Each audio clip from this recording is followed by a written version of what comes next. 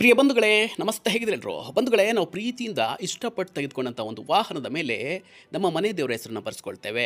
ಅಥವಾ ತಂದೆ ತಾಯಿಗಳ ಹೆಸರಾಗಿರ್ಬೋದು, ಕುಟುಂಬದ ಸದಸ್ಯರ ಹೆಸರು, ಇಷ್ಟಾರ್ಥ ದೇವರ ಹೆಸರು, ಅಥವಾ ನಮಗೆ ಆದರ್ಶನೀಯ ವ್ಯಕ್ತಿಗಳು ಯಾರಿದ್ದಾರೆ ಅವರ ಹೆಸರು ಅಥವಾ ಅವರ ಫೋಟೋವನ್ನು ನಾವು ಗಾಡಿಯ ತುಂಬ ಅಂಟಿಸ್ಕೊಳ್ತೇವೆ. ಇದು ಸರ್ವೇ ಸಾಮಾನ್ಯ. ಆದರೆ ಇಲ್ಲೊಬ್ಬ ಆಸಾಮಿ ಭೂಗತ ಲೋಕದ ಒಬ್ಬ ಕ್ರಿಮಿನಲ್ ವ್ಯಕ್ತಿಯ, ಕಾನೂನಿಗೆ ಬೇಕಾಗಿರುವಂತಹ ಒಬ್ಬ ವ್ಯಕ್ತಿಯ ಹೆಸರನ್ನು ತನ್ನ ವಾಹನದ ತುಂಬೆಲ್ಲ ಅಂಟಿಸ್ಕೊಂಡಿದ್ದಾನೆ. ಹಾಗಿದ್ರೆ ಯಾರು ಆ ವ್ಯಕ್ತಿ, ಏನಿದು ಪ್ರಕರಣ ಅನ್ನೋದ್ರ ಬಗ್ಗೆ ನಾನು ನಿಮಗೆ ಸಂಕ್ಷಿಪ್ತವಾಗಿ ಹೇಳ್ತಾ ಹೋಗ್ತೇನೆ ಬಂಧುಗಳೇ. ಮೂಲತಃ ತಮಿಳುನಾಡಿನ ಟೂರಿಸ್ಟ್ ಬಸ್ ಇದು, ಖಾಸಗಿ ಬಸ್.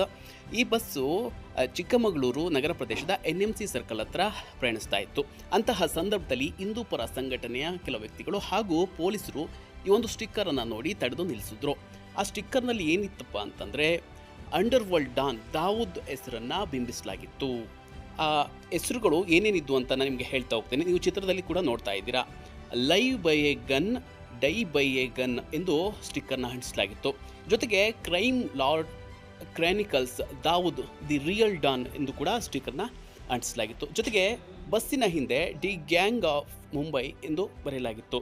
ಜೊತೆಗೆ Bombay under world Dawood real don ಎಂದು ಕೂಡ ಬರೆಯಲಾಗಿತ್ತು.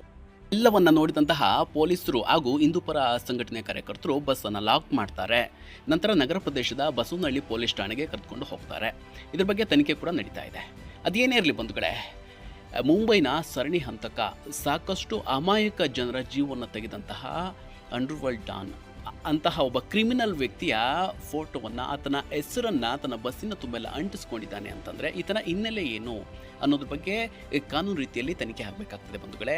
ಜೊತೆಗೆ ಇಂಥವ್ರಿಗೆ ಕಾನೂನು ರೀತಿ ಶಿಕ್ಷೆ ಆಗಲೇಬೇಕಾಗುತ್ತೆ.